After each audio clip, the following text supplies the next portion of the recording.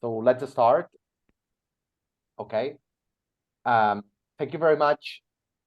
Thank you very much to everyone to be in this seminar series organized by the Faculty of Business and Communication of the Central University of Barcelona, with the collaboration of the SPRING, the Sport and Politics Research International Network. This is a very interesting joint production because we can offer to the research, to researchers, a very nice place where to discuss topics regarding politics, economy, sport.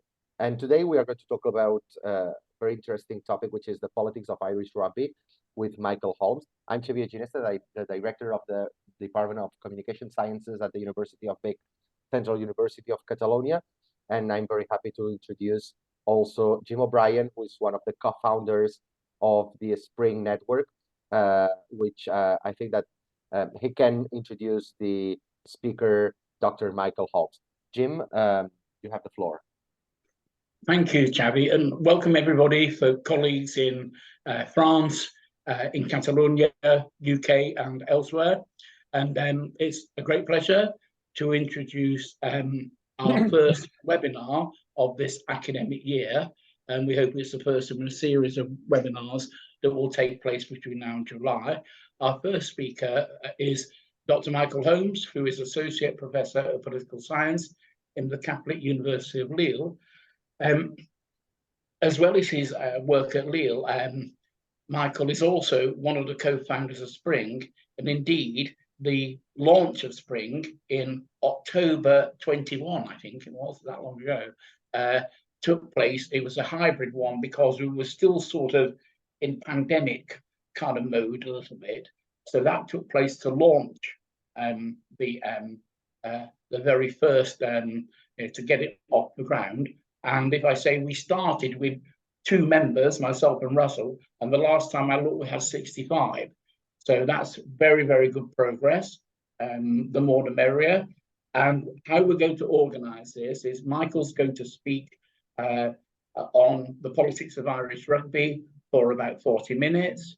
Then we'll have, I'll be the moderator.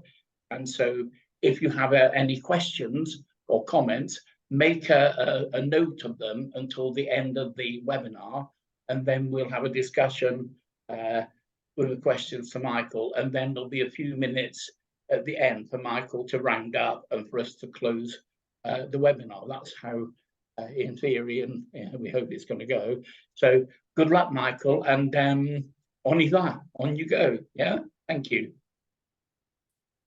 Okay, thank you very much for the introduction. I'm going to start as I'm trying to get my screen. I have ready to go. The screen partagé.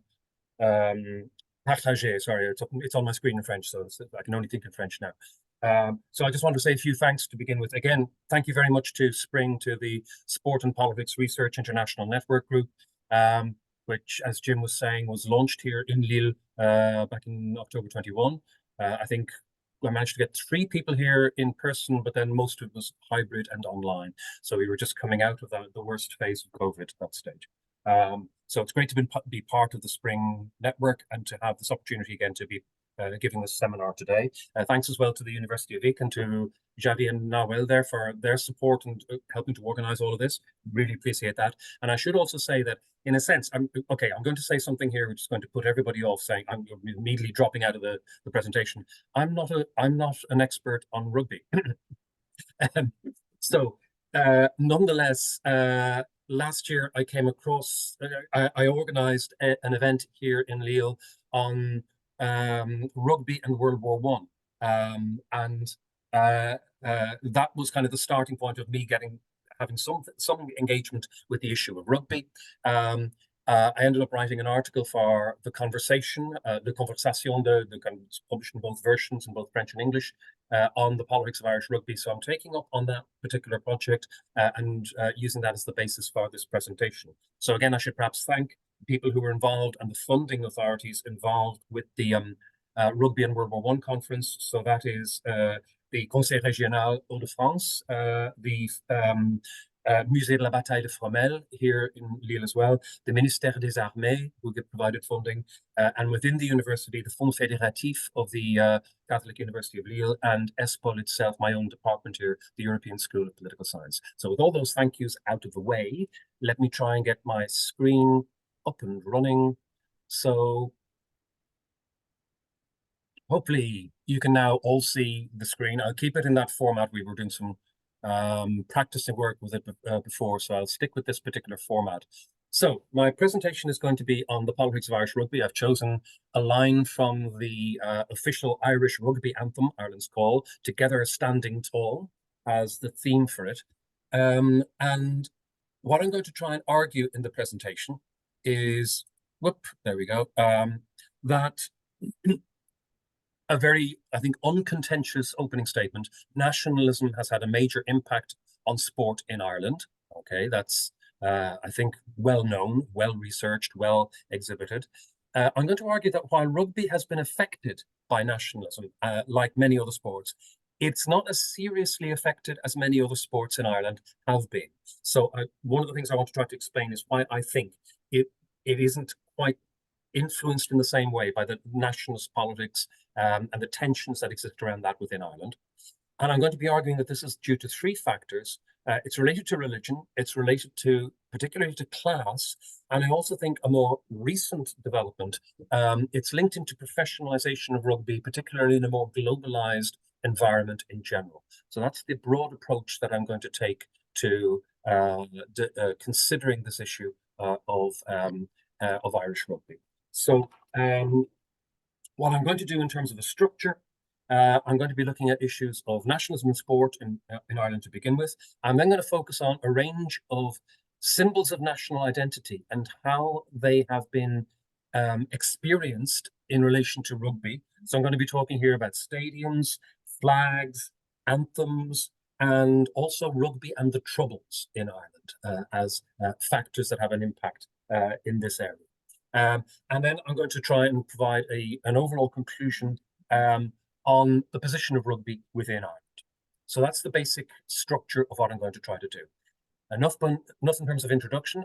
This is trying to then explain the background factors. So this is nothing novel. Nationalism, what are we talking about exactly? We're talking about a set of beliefs which can take varied forms, asserting the primacy of the nation as a source of sovereignty and the main basis of politics and government. That's Sakwa in 2000 in his analysis. So it's an ideology that nations are central to political organization in terms of how I would be approaching this. It leaves one major question. Okay, what is this thing called a nation? So we can see within this, a nation is a complex entity. It's partly conditioned by cultural factors, such as language or separate religion, or a separate cultural feature, way of life, that kind of thing. It can be dependent upon political factors, such as having a state or having some form of autonomy, and that can also include an historical existence of saying, okay, we used to be a kingdom, or we used to be a principality. Should we get that back as well? But also fundamentally, it depends upon a psychological dimension. People have to think that they are part of one group as opposed to another. So it's not an automatic feature that comes from either the cultural or the political examples. So in particular, that psychological dimension opens out the opportunity, to my mind, in terms of how I think about nationalism, that national identity and therefore nationalism can be shaped and can be molded by a variety of ways, perhaps through education, through media, through shared experiences as well. And it's that shared experiences one which I think becomes quite important. So move this argument on to another little step. If we tie that into nationalism and sport, I think sport is particularly important in this regard, in terms of shaping and molding people's perceptions of what the nation is, what it means to be part of the nation, and their sense of allegiance. So to put it in kind of more formal academic language, it reifies the nation. It gives it a real existence in a certain kind of way. So it becomes significant from that point of view. And particularly, it also allows a changing sense of identity, that national identity isn't fixed, isn't static. It can be reinterpreted by individuals, by groups, it can be remolded in different ways. So I'm going to be arguing that we see over the last 100 years of Irish rugby's experience, exactly these types of dynamics happening in terms of how Irish rugby represents and deals with issues of national identity, and how that is still continuing to change quite dramatically in the Irish context. Okay, the next slide I'm a little bit wary about because I just simply have one slide on nationalism in Ireland. This could be a 10-year lecture, so I'm going to try to just very briefly say the way I'm going to try to approach it is to say we can identify perhaps in very simplistic terms, very simplified, that there's a traditional Irish nationalism which perhaps comes to prominence in the late 19th century, early 20th century, with a political agenda of independence and unity, with a social agenda strongly linked to promoting a Gaelic culture and also a vision of a Catholic Ireland, and an economic agenda of self-sufficiency. That then becomes transformed in the latter half of the 20th century and into the 21st century with a more modern vision of Irish nationalism, where the economic agenda is more about open trade, cooperation, a social agenda that becomes increasingly liberal and secular in Ireland, and a political agenda which switches from assertions of Irish national identity to a focus on peace and reconciliation as a much stronger component. And again, this is stemming partly from some work that I've done recently with my colleague Catherine Simpson from Keele University, which resulted in the book that's up on your screen at the moment. And it's a fantastic book. You should all buy it immediately. Nationalism in Internationalism, Ireland's relationship with the European Union. So we were looking at this bigger issue of how Ireland fits into the European Union. It came out to coincide with the 50th anniversary of Ireland joining the EU. So what I'm trying to do, we did talk a tiny bit in that book about the role of sport in helping to reshape Ireland's identity into one that fitted in well with the European Union. So I'm going to try to develop that with sport and with rugby in today's session. So sport and nationalism, by way of introducing this, and again, this is such a huge topic, but as is, I'm sure, very well known to the people who are listening in, sport and nationalism in Ireland goes hand in hand. I think some of the key things to remember as I'm going forward to indicate the way in which particularly traditional Irish nationalism, this idea of a separate Irish identity, features in sport.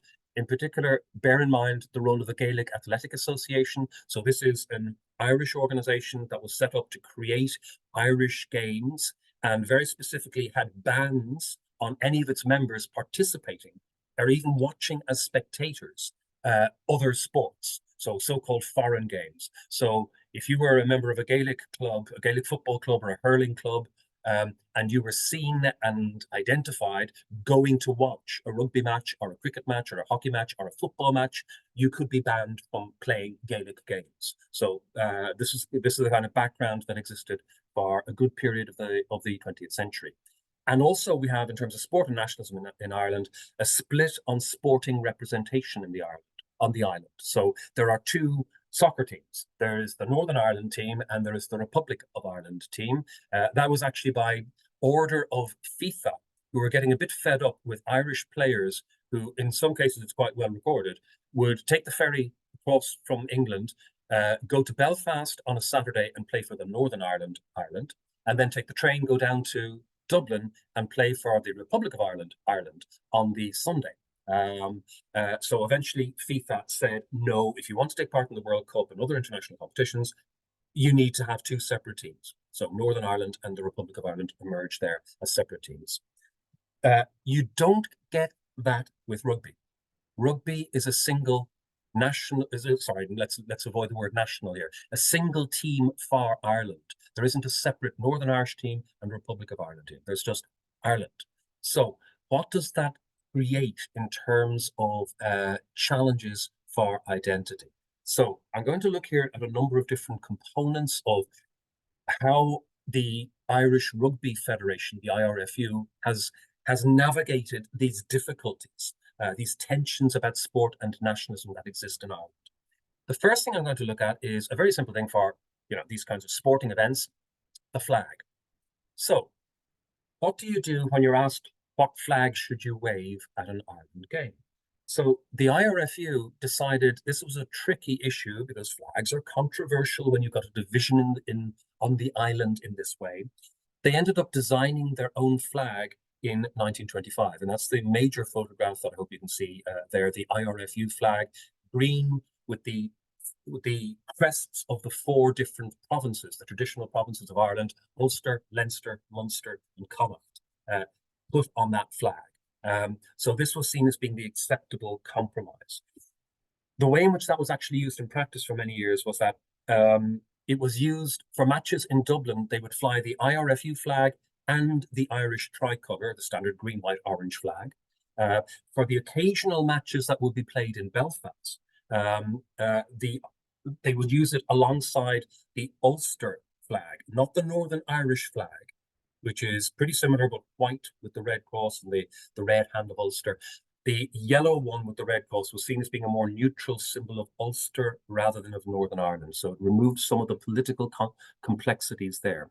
So this is the first balancing act that the IRFU was trying to do, slightly different, their own neutral flag, and then using the flag of either the Republic of Ireland or of Ulster, the 9 counties, for games in Belfast.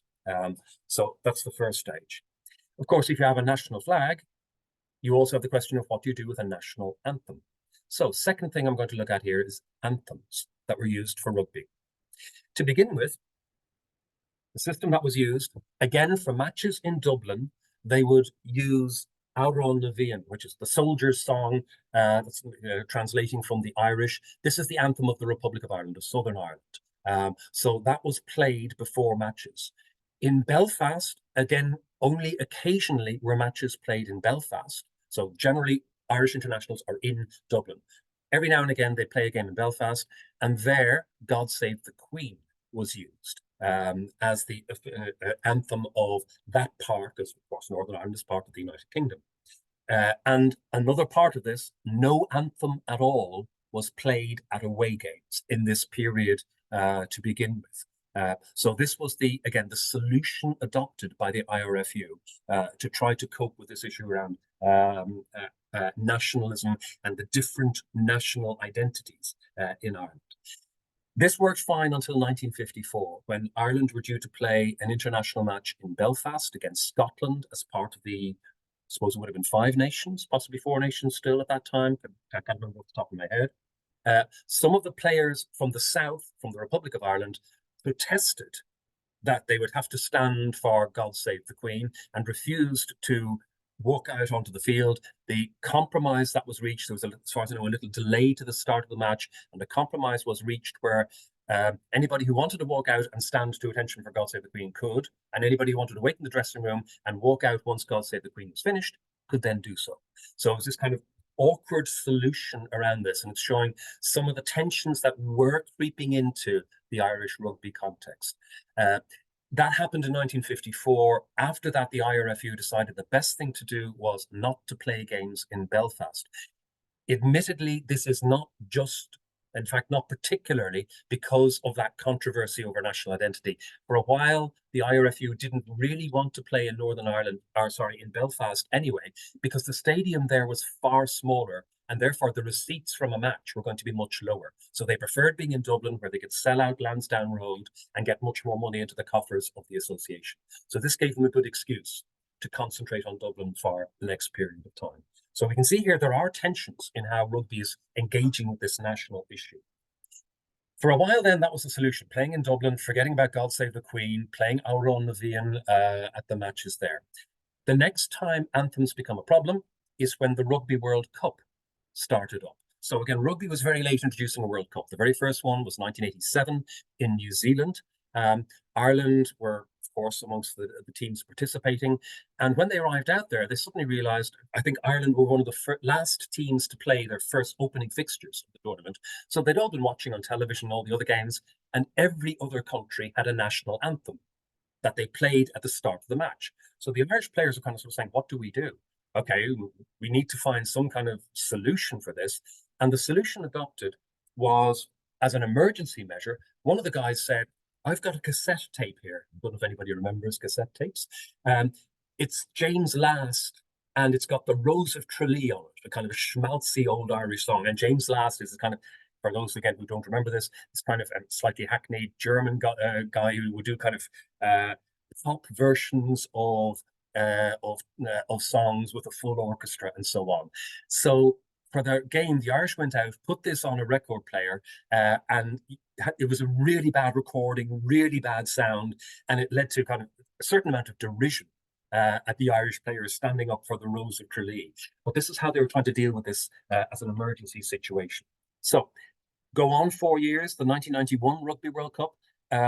This didn't pose the same problem for Ireland because the Rugby World Cup in 1991 was shared between Britain, France, and Ireland, all of the nations. Ireland were playing most of the games in Dublin, so same old thing. We can play Áireann na Bhíon, the Republic anthem there, no problem. So that's what they did. They had one game outside Ireland. They played one match in Edinburgh, in Scotland, and there they just decided, again, let's go back to the old solution, no anthem at all when we play away. So 1991, there's kind of just, let's try to ignore this a little bit. And then 1995, the IRFU, the Football Association, the union, decided this is getting ridiculous. We need a proper anthem. We can't just simply play God Save the Queen and our Áireann na Bhíon. So they commissioned a rugby anthem specifically to be used by the IRFU. And this is the song Ireland's Call. It was written by Phil Coulter, very well known, very successful Irish songwriter. Has been involved in a number of Eurovision entries over the years. And was also, I believe, one of the co-writers of the England 1970 Football World Cup anthem. Back Home, I remember that vaguely as a little kid, the song Back Home, which is partly written by Phil. So there was again some mockery of this new anthem. It has ultimately, Ireland's Call, this new anthem that was created for the rugby team, it's come to be adopted by other all-island teams in Ireland as well. I can remember myself going to see Ireland play a cricket match in Amsterdam, and at the end of the game, Ireland won the match against the Netherlands. And as I was walking back past the area where the dressing rooms were, the Irish players were all inside their dressing room, all of them shouting out as loud as they could, singing along to Ireland's Call to celebrate their win. So again, it's got this wider identification that you now find in terms of how people approach it. So just to give a little further indication of this, this is the reaction of Brian O'Driscoll, famous Irish player who retired a few years ago, in relation to Ireland's Call and what he felt about it. And so the quote from him, Áireann na Bhíon, the anthem of the Republic of Ireland, it's not an anthem for everyone. If you want to be inclusive and you want to think of something for the whole island, you need to sing a song everyone is capable of singing and has some meaning to it.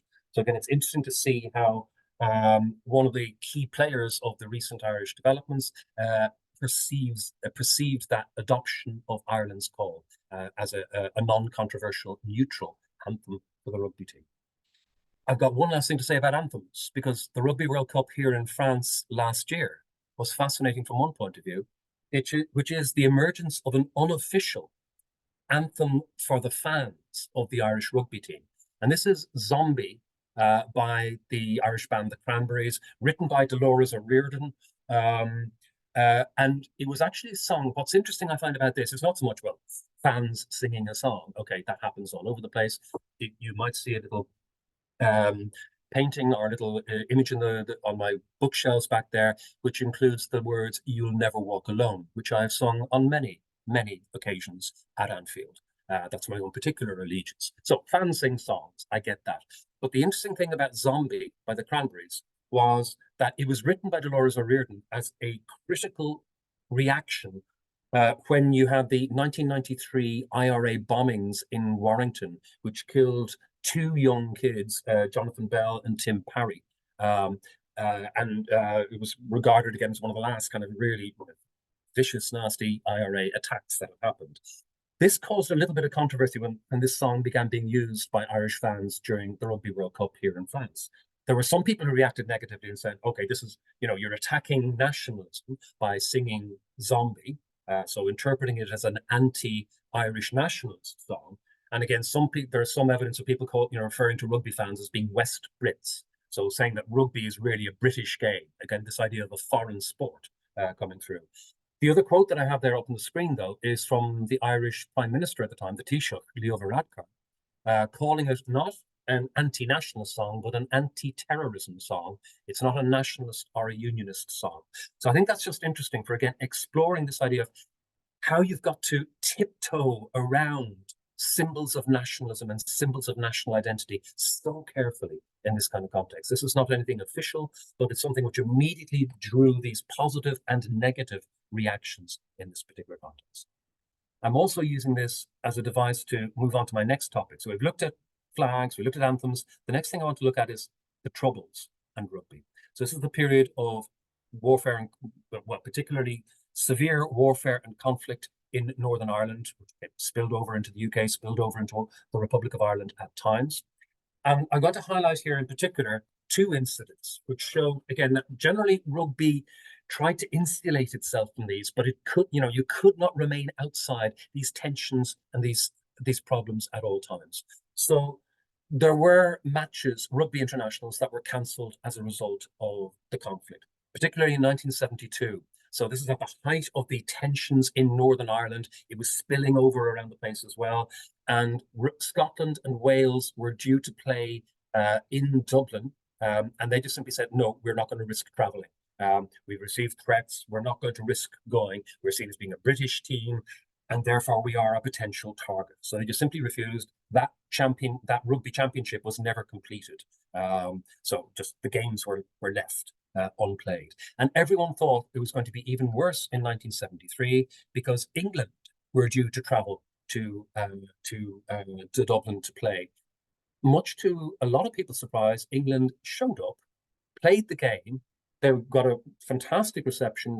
There's a joke that's told that at the speech of the game afterwards, the England captain, Ireland won handsomely in the game. And the England captain said in his aftermatch speech something along the lines of, well, we mightn't be much good at rugby, but at least we showed up.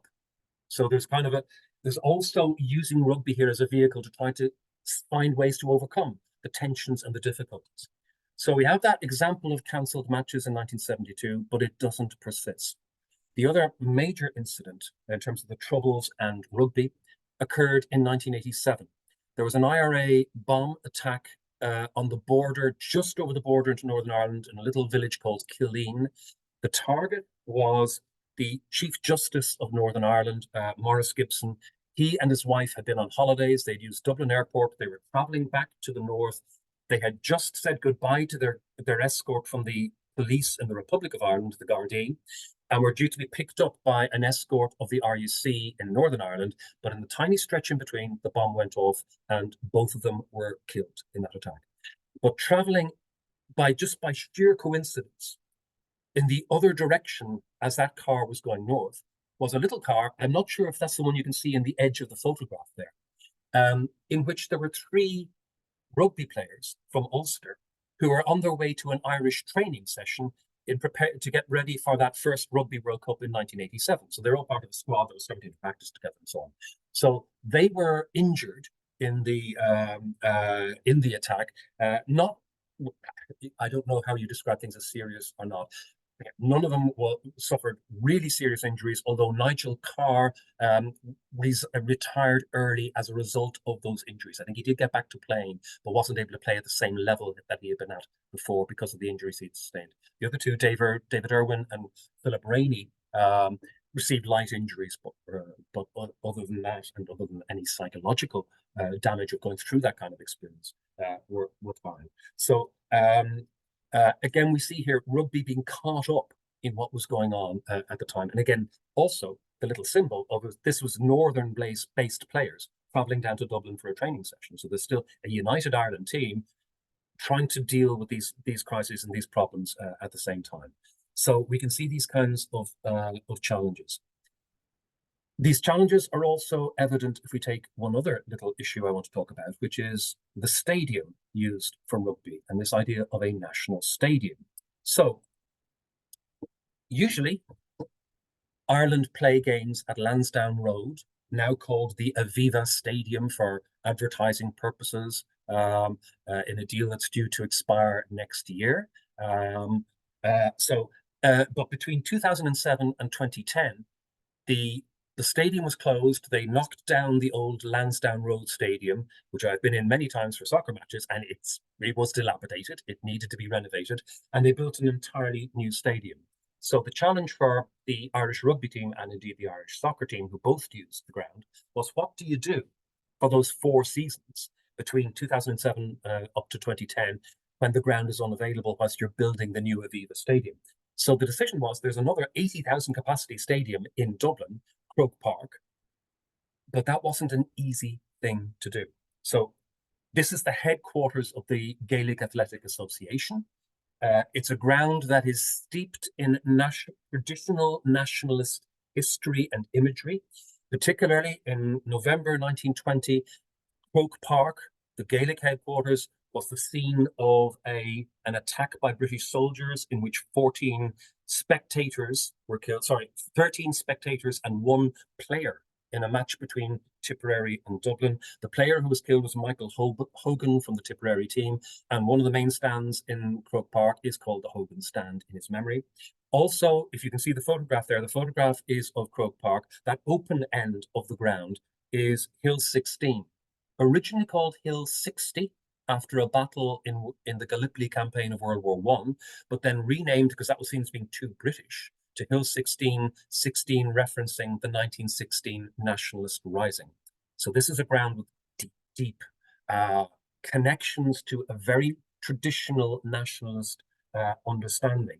So it was quite something for the Irish rugby team to go there and play matches, and including hosting England for matches there, where of course God Save the Queen is being played as the English anthem for the English team. And in fact, again, these passed off without controversy. So it's an indication again that nationalism is changing all the time. There are people who would have reservations about that, but were prepared to accept in terms of what was happening at that time. So next thing, what I want to try and finish up with, my last few points are in connection with, okay, what are the driving factors? What are the underlying causes and factors here that help to explain something of this interesting tension, how rugby dealt with these nationalist challenges, or the challenges of national identity is probably a better way to put that, and how it has been able to slowly change over time. I think, first of all, it's worth saying a few things about religion and rugby. There's a very clear, for some people in Ireland, a connection that rugby is seen as being a Protestant sport. Quoting Liam, my former colleague from Liverpool Hope, Liam O'Callaghan here, he made a comment, some people saying it did not truly represent Ireland, from a particular idea that Irish identity had to be Catholic. So there was that kind of approach being adopted. I don't think that's entirely true at all, as I'm going to be showing in the next slide. There's a very strong Catholic element of participation. Rugby is not Protestant. It has a lot of Protestants who participated in it and Protestant schools that are active in rugby, but it is genuinely something which incorporated people from both communities, as many sports, as is the case in many sports, again, such as soccer. But the reason I'm highlighting this rugby thing, this religious element, is because, to my mind, this allowed rugby to maintain a united single Ireland team, because there were enough Protestants from the Republic of Ireland who were happy to still engage with the Protestant community, the Unionist community in Northern Ireland, and it helped to maintain a bridge to cross over those north-south divisions. So this is one unifying factor for rugby in the face of this turmoil around national identity. So that it was still required a delicate act of balancing, but it helped them to do this. The second factor is class. Rugby in Ireland is a very strongly middle-class game. I can't see who's amongst the participants. If Liam O'Callaghan is there, I'm sure at the moment he's sort of thinking, well, that's not the entire story. Yes, Liam, I know. But to give a simplified version, certainly you can see it's got very deep roots in fee-paying schools. I should know, I went to one of those schools myself, and that by coincidence, the photograph there shows a Blackrock College match. In my entire 5 years in Blackrock College, I didn't play rugby. I didn't touch a rugby ball. That was never my sport. But it gave me an insight into the identity of Irish rugby. So we can see that again, a very recent survey that was done by Lunnan Kelly of analyzing the origins, the social structures associated with rugby, highlighted that playing rugby and social participation in rugby are strongly linked to socioeconomic status as a factor. And again, in terms of a class identity, quoting another work by Liam O'Callaghan, saying that it is broadly true that it's quite strongly middle class in its identity, with exceptional pockets. And of course, one of those would be where it's a much more general sport, for proletarian and mixed class identity in Limerick in Ireland, which you do get in various situations. Now, I think, again, this kind of class identity, doctors and lawyers and other type, businessmen, they were happier, again, this helped bridge North-South divides. They were more interested in working together and of sharing a class identity more than a national identity in a very rigid way. So I think, again, this allowed the IRFU to negotiate the problems and the tensions of national identity and to try to keep a single Ireland team operating. That helps to explain something in the background. I think there's also another factor of change that's become very relevant over the last 30 years or so. The first aspect of that is the professionalization of rugby. So rugby union was always an amateur game, despite the fact that there were various unofficial arrangements. So again, when I was in Blackrock College, the expectation amongst the very good rugby playing schoolmates of mine was, oh, well, I don't have to worry too much. If I keep on playing for the team, the old boys team, I'll be offered a nice job in the bank, or I'll be offered a nice job here, there, or somewhere. So there was a kind of a discrete means of looking after people who played the game. So it worked in that sort of a way. Not for everyone, but for some people, you'd find that kind of model. In 1995, that amateur ethos changed forever. Professional players were involved. They've been under a lot of pressure to try in order to expand the game, to get more money coming into the game, particularly more television money. So there was a feeling that needed to change. And it has produced an absolute transformation of the game. New elite level competitions, a much faster, tougher game. So the way rugby is played has been transformed since 1995. And it also does things like creating a market for players. And there's a quote I have from an article I came across ages ago in the Irish Times saying national identity became commodified in international sport at this time. So that players began to think, who do I play for? Which country do I want to pick? And rugby has never been very strict about what rules. So long as you're resident in a country, I think it's for 2 years, maybe 3 years, you can play for that country. You don't have to have any other national link. The photograph there is Bundy Aki, Irish superstar player, born in New Zealand with Samoan heritage. So not your typical Irish person. So again, we're seeing this transformation coming in. I'm going to give some further information about that. This is paralleling a wider change in Irish society. So again, from about this same time onwards, 1996 onwards, is when Ireland becomes a country. Ireland is traditionally a country of outward migration, of people leaving and ending up in strange places like Lille.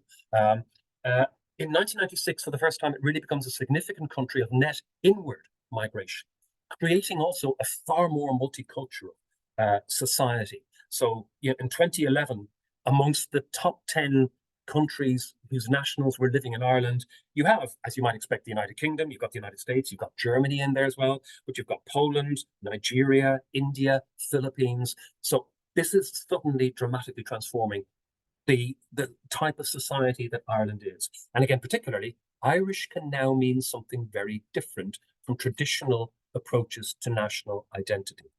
We can see that with the Irish team in the Irish squad from the Rugby World Cup just last year here in France. So I've just picked out that lot. You've got, again, Bundy Aki, born in Auckland and of Samoan origins. Next to him, putting the cap on, Finlay Bealham, born in Canberra in Australia, but declared for Ireland, plays for Ireland. Beside him, James Lowe from Nelson in New Zealand, is where he was born, who again switched allegiance to play for Ireland. Underneath him, Mac Hansen, wearing the headgear from Canberra in Australia. In the middle, down below, Rob Herring, born in Cape Town in South Africa, playing for Ireland now. And the final one that I have there with the corner is Jemison Gibson Park, who was born in Great Barrier Island of New Zealand. So again, we're seeing here the transformation. This isn't just the Irish squad; it's loads of other rugby squads. But this is what I'm talking about when I suggest that this changes people's understanding of what it means to be Irish. That if you put on a green jersey and you play really well and you win some tournaments, that's great. We will support you. And they're forced to readjust what they think they mean when they say somebody is Irish. So we can see that happening. So very last slide, and then I'll to focus on. I'm arguing here that rugby has developed in such a way, and I'm quoting here from the IRFU, so this is how the IRFU themselves interpret the situation, that rugby now transcends barriers and differences of race, of gender, of religion and sexual orientation. I do apologize, by the way. I think I saw Lydia Furs amongst the participants early on, and I'm very well aware that most of this discussion has focused on men playing rugby. Okay, but this is what I've been trying to do, is take an historical look at things, and really the breakthrough of Irish women playing rugby at a top level, engaging in tournaments, is something that is relatively recent. So we're seeing this transformation of rugby, which changes people's understandings of identity and participation in all kinds of interesting, different ways. And I understand, again, I'd love to know if Liam O'Callaghan is amongst those participating. I hope I have the projected title right, because I understand Liam's working on a book on the impact of rugby in Ireland, called, as far as I know, Ireland's Game. So this has now become not the little sport for, oh, some Protestants or some middle-class people play this game. It's now become much wider. People latching on to success and saying, oh yeah, we want to support the Irish rugby team and the Irish football team and Gaelic football and all kinds of different forms of identity. So it's broadened out perceptions of national identity in the Irish context. It's not being done by rugby alone. That's happening in a wider sense too, but rugby is playing its part in helping to reinforce this reinterpretation of aspects of Irish national identity. And I do one last slide. Just simply, if any of my students, I did encourage some of my students here in Lille to log on if they wanted to. And given the fact that I'm always giving them grief that they have to have a bibliography properly presented, just to show that I have tried to put a bibliography properly presented in there as well. Thank you very much. I hope I haven't too much exceeded my time. Thank you very much, Michael. It was a fantastic presentation and a very interesting presentation. I want to give the floor to Jim in order to manage this discussion. And if there's any question from the audience, I ask the audience to put all the questions in the chat. So Nawal is going to help me to read these questions and to introduce these questions to you. Thank you very much, Michael. Jim. Thank you, Xavi, and Nawal, for all your work as well. That was fantastic, Michael. Wonderful. You know, I thought I knew a bit about rugby, but maybe not so much, you know, as a bystander. But it was amazing how you put so much into such a short space of time without being superficial in the least, you know, which is quite a thing, you know, to do. That's quite hard, you know, I know that. So I have one question to start us off, just to get the ball rolling, and then with Noel's help as always in these things, we'll steer it through some discussion. And there are so many questions or perspectives I could comment on. I wanted to mention something about the so-called Troubles, and I've really crudely divided Irish history into pre-Troubles, Troubles, and post-Troubles, and I know that's kind of a fairly crude analysis, but what was the role of rugby in those three kind of periods? Was it a constant force, like the stability, that kind of stayed the same throughout those momentous times, or did it reflect the pre-Troubles, Troubles, post-Troubles dichotomy? So was it a barometer of that volatility? Or how do you see that, Michael? I don't think it was particularly that categorization of those three periods. No, I think there are points at which there are intersections between those periods, and that's why I wanted to talk about that period of the Troubles, because you do see those couple of moments. But I think one of my reasons for highlighting that period, 1972, 1973, where first of all, Scotland and Wales refused to travel to Dublin, fearing for their safety and security.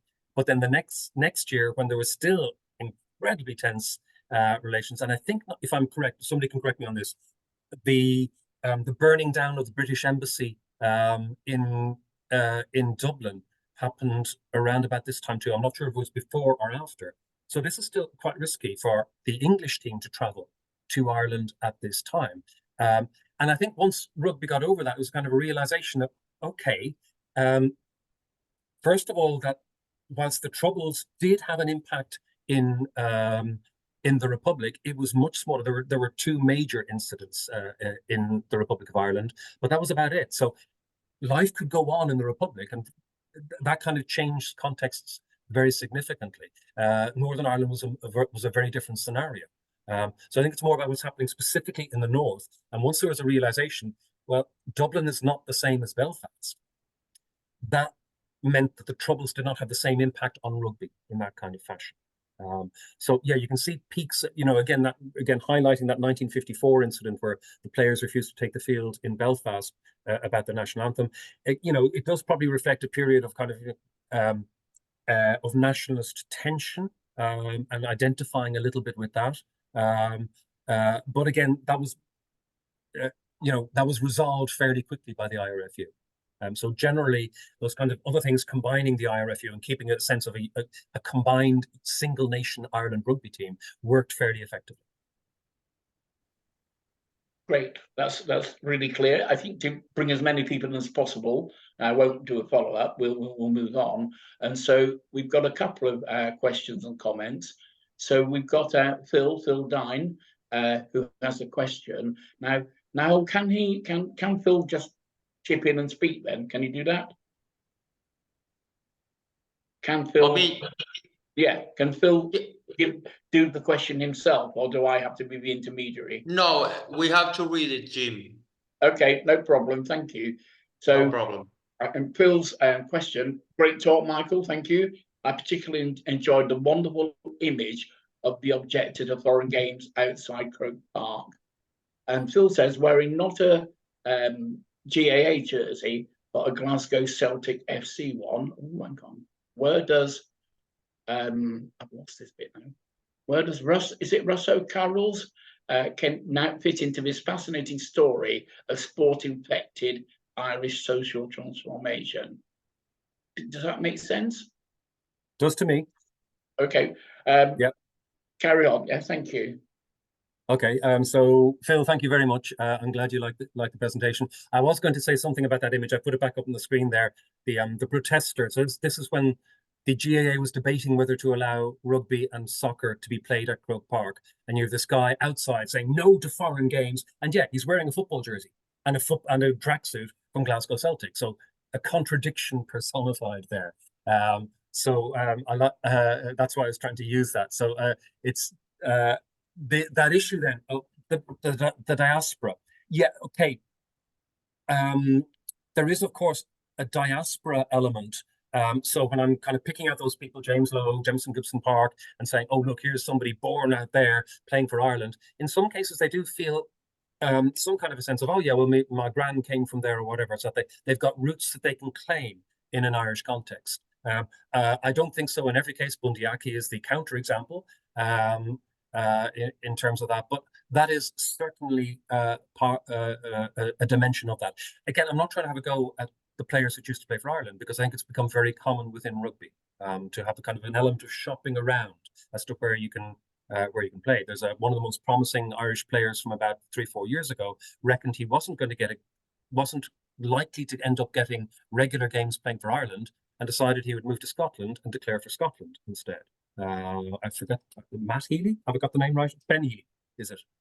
So a rugby expert can correct me on that. If this was the Liverpool football team, I'd have no problem telling you what was going on. That's where my allegiances lie. So yeah, a lot of the Irish diaspora have not gone to major rugby countries. Australia, New Zealand, and South Africa are yes, but if they go to the United States, less likely. Although 2 members of the Rugby World Cup squad for last year, 2023, were born in the United States. I was just checking where everyone had been born. And I said, oh, this is one of them was born in Reno, Nevada, and I think the other one was born in New York City. So two guys in the 33-man squad that Ireland took to France have been born in the United States. So you do see that diaspora element as well in terms of those components. You asked as well about Ross O'Carroll Kelly. For the benefits of people who don't follow Irish culture in quite the same way, this has been a long-standing column in the Irish Times, a newspaper back in Ireland. It's a comedy one. So Ross O'Carroll Kelly is an artificial name. And again, the initials then spell out rock. So he's playing on Black Rock as the team. And it's a parody and an ironic interpretation of a South Dublin West Brit culture and parodying it. I think it's nice that, again, Irish people have always been good about laughing about themselves. And I think the fact that they're now happily laughing about this kind of West Brit identity, rugby fans, all this kind of stuff, is a sign of people being quite relaxed with the diversity of Protestantism, middle-class elements, people coming in from abroad, all of that kind of thing. So I view it in that kind of way of kind of helping this idea of creating a sense of in the past we were more hung up about things. Now we can be more chilled and more relaxed about our clubs, our countries, our identities, our flags, who we think we are. Thank you, Phil. Now, is Phil allowed to come back or anything? Is that facility exist, or do I need to move on? No, but I can move on if you want. It's the same for me. Yeah. Okay. Should we move on? Thank you, Phil, for that question, and I hope Michael's response was good for you. I have the next question, a nice and short one, for which I'm mercifully grateful. And this is from Krishna, and his question is Irish cricket seen as a tool for nationalism to counter British influence? I guess you could say the same question about rugby as well. I don't know, yeah? Yeah. Okay.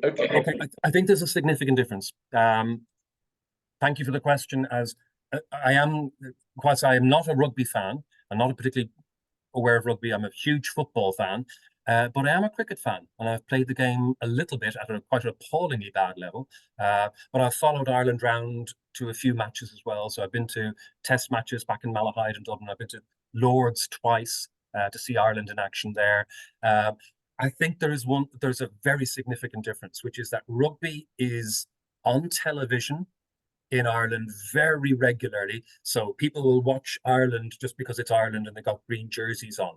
The cricket team hardly get any coverage in the same way. So that whilst there's a significant element of interest in cricket, it doesn't carry through in the same way to a public perception. I was having a quick look at the questions. I noticed a question coming in about is the changing attitudes to do with success in sport, and that's what makes people like the sports.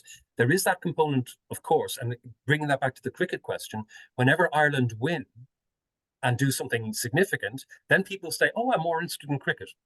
And particularly in one form of winning, my apologies to some people who might be listening in, if we beat England, then people get, oh yeah, great, come on. So there's still that kind of nationalist against the English element to it. Despite the moving on, you've still got those atavistic components. But I think cricket generally doesn't have anything like the same profile. It's not embedded into the schools system. It's played by, at this stage, again, cricket in Ireland, delightfully, I'm glad to say, is becoming much more multinational, multi-ethnic as well. More and more Indians, Pakistanis, Bangladeshis, Sri Lankans move to Ireland as well. So it is quite a different picture. Okay, thank you, Krishna. Thanks again for a pretty interesting reply where you pinpoint the differences, I think, between rugby and cricket, yeah. So we have the next question, and then I think I can see two or three more, from Scott Fleming. Hello, Scott. And he's saying, really interesting and accurate, I think, analysis about Limerick. And he then says, was it Limerick or Munster, and why? Oh, I would like. I have no idea myself. Yeah. No, I understand the question entirely, and I wish I knew the answer better. My instinctive reaction is it's Limerick. Limerick is unusual in the intensity of interest in rugby and the fact that it's played by all people, by all levels. It's not, doesn't have the same narrowly middle class identity that it does in large parts of the rest of Ireland. I think that is something unique to Limerick, rather than more broadly within Munster. But I'm definitely open to correction on that. I simply am not quite expert enough in relation to that. So. Okay, going down the list, where have we got next then? I've lost the thread of this. I think there's a book recommendation there. So let's go down a bit. Let's get down to it. Yes, Joseph O'Neill's Netherland. Brilliant book. Yes. Really enjoyed it. It's a novel, is it then? It's cricket based, is it? That should be an interesting read. Yeah, it's a really good book. Yeah, let's see. I can't seem to find the next question. I've lost it. It goes back. I've got them up on screen here. So that was Scott Fleming. So thank you for that, Scott. Yeah, the next one is from Colin Holmes. Is national identity now becoming support of success in any sport? I was trying to touch on that in my reply to Phil's question, and say, of course, yeah, sporting success is a great way of getting people to be enthusiastic. Again, as a football fan, I loved the swelling up of support in 1988 when we got to our first European Championships, 1990 when we got to our first World Cup, and I was one of the foot soldiers in Jack's army going around Italy to the matches, and I went to USA 94 as well. And, you know, again, people were clearly latching on to the success, but some of that sticks and becomes more permanent. And I think, again, you know, the fact that, well, it's sporting success in relation to what's happening with rugby union at the moment, because undoubtedly Irish provincial teams and the Irish national team are being really successful. Well, yeah, okay, if that's what makes people be enthusiastic about it, to my mind, it shows something of the shallowness, and I don't mean to be hypercritical, but the shallowness of how people latch on to different identities and of different focuses. So I don't mean that to be a very harsh way of saying shallow, of dismissing people in that way. But sometimes it is little things like that. You know, again, I sometimes talk with my students about other forms of identity rather than national identity. I talk about, well, what's your favorite band? And why do you like them? And it can't just be, oh yeah, that's from a great party I went to, and I love that band because of that. Fine. But that can become part of your identity as well. I'm a great fan of this band or this form of music. So I think sometimes it is little things like success helps. If teams are losing, people are less likely to support them. Okay, thank you very much, Colin. I'm back on. I can see the next one.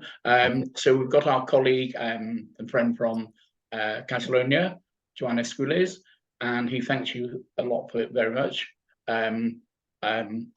You've been elevated to professor here, or you're already a professor. I don't even know. But never mind. It says, do you think rugby in Ireland plays also an immigrant integration role? I mean, not just involving top players such as the New Zealand ones. Yeah, really good question. Again, I'm going to have to play the ignorance role here. I don't know exactly, but I suspect.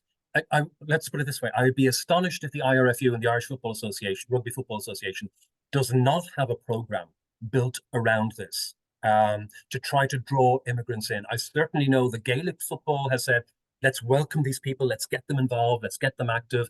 The Football Association has tried to do that as well, but that's a more natural one. So many people are coming to Ireland who would have some background in football already, and therefore it's easy for them to pick up with Irish soccer teams as well.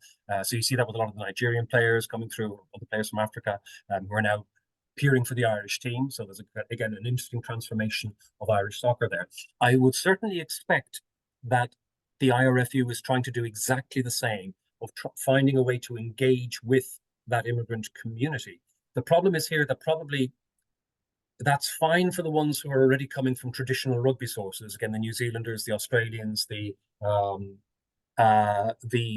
South Africans. But in terms of the wider, the new migrant communities coming to Ireland, again, for them, rugby is going to be a slightly different sport. It's not as familiar to them from their own places. So I talked about Poles and Lithuanians and Romanians coming to Ireland. Okay, well, they'll know soccer, but they probably won't know much about rugby. Maybe not Romania. Sorry, my apologies. Romania, of course, is a rugby-playing country, but the others would not be.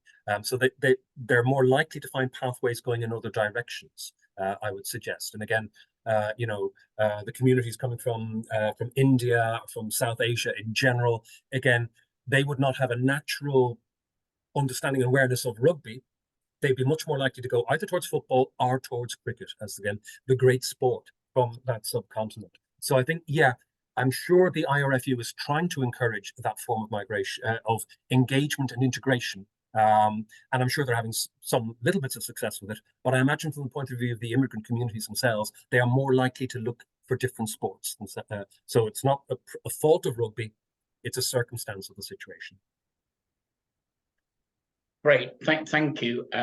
Thank you so much. And we move on. I've got one other question, but feel free if there's anybody else out there in this great global virtual universe of ours who has something else to add. And this is from Dave Story, who, hello Dave, I hope you're well.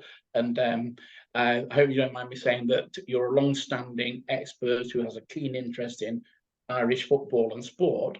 So Dave says, rugby in Ireland has also had a specific geography, more popular in some places than others. That is beginning to change in part because of the emergence of the regional teams. Not sure if you would wish to comment on this. I'm definitely going to comment on this. I'm going to comment first of all, yeah, Dave, yeah, but your 10th word is geography. Yeah, okay, right, fine. Yeah, Dave is a political geographer and we've worked on projects like this in the past before. So yeah, I mean, I think I've already touched on this point in terms of some of my responses. And I think you're absolutely right that the emergence of provincial teams has allowed rugby to become, to spread more generally in the country. But I'd also say much more fundamental to that, as to explaining the growing interest in rugby, the growing support for rugby and so on, is just simply television. Because that allows people to see the game, switch on their telly.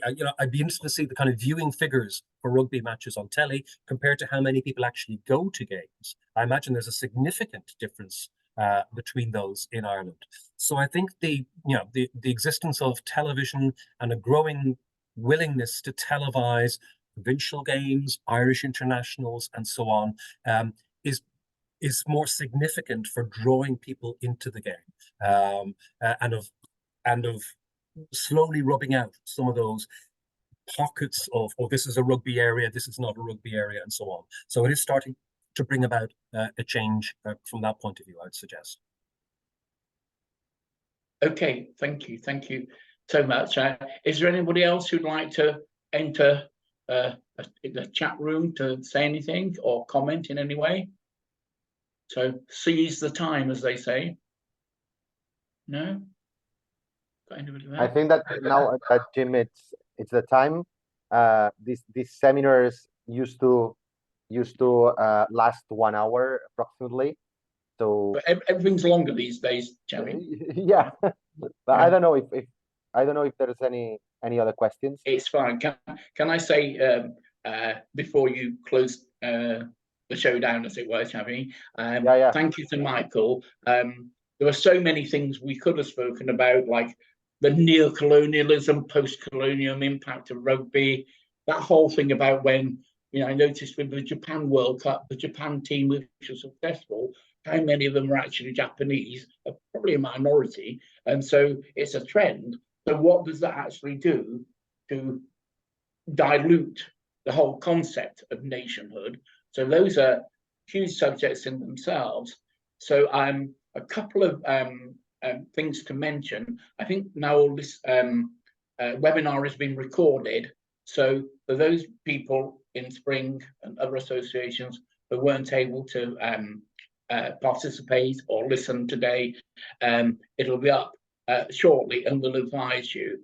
And then the next webinar will probably be in February, and Russell Holden, another of our co-founders, is going to speak about cricket, something along the lines of, I don't like cricket, I love it, and all that.